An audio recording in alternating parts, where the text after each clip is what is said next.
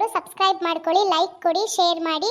ನಿಮ್ಮ ಸಪೋರ್ಟು ನಮಗೂ ಇದೇ ಥರ ಇರಲಿ. ನಾವಿನ್ನು ಈಗ ಒಂದೊಂದನ್ನೇ ಸ್ಟಾರ್ಟ್ ಮಾಡ್ತಾ ಇದ್ದೀವಿ, ನೋಡಿ ಸಪೋರ್ಟ್ ಮಾಡಿ ಫ್ರೆಂಡ್ಸ್.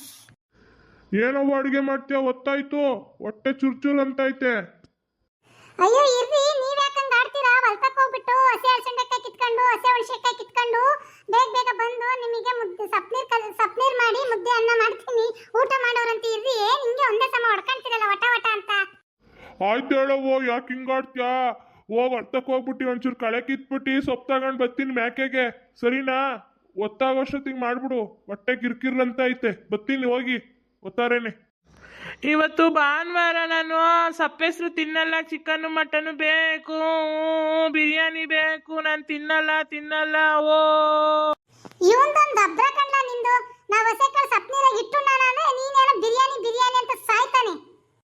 ಬಿಡವ್ವ, ಆ ಮಗನ್ ಏನ್ ಬೈತಿ? 1 kg mutton ಹಾಕ್ಸ್ಕೊಂಬತ್ತೀನಿ, ಗಿರಾನಿನ ಮಾಡಿಕ್ಕೋ, ತಿನ್ಕೊಂಡ್ಲಿ. ನಾವೇನ್ ನಾಳೆ ತಿಂದ್ರು ಆತೈತೆ. ಒತ್ತರಿಕ್ ಮಾಡಿ ಒಂದು ಸಪ್ನೀರ. ಅಪ್ಪ ಮಗ ಇಬ್ರು ಸರಿಗಿದ್ದೀರಾ? ಆಯ್ತು, ಅಪ್ಪನ ತತ್ತ ಹೋಗ್ರಿ, ಮಾಡಿ ಬಡಿತೀನಿ, ಅದನ್ನೇ ತಿನ್ನಿವ್ರು ಅಂತ ಇಬ್ರು ಹೊಟ್ಟೆ ತುಂಬ. ಬಾರ್ಲ ಮಗ, ಹೋಗೋಣ, ತಗೊಂಬರೋಣ ಬೇಗ. ಪ್ಯಾಟ್ಕೋಗಿ ಬತ್ತಿಕೊಂಡವು. ಸರಿ, ಬಾಯ್, ಟಾಟಾ. ಸರಿ ಗೆಳೆಯರೇ, ನಾನು ಅವ್ರಿಗೆ ಬಿರಿಯಾನಿ ಮಾಡಬೇಕು ಬೇಗ. ನೆಕ್ಸ್ಟ್ ವಿಡಿಯೋದಲ್ಲಿ ಸಿಗೋಣ. ಬಾಯ್.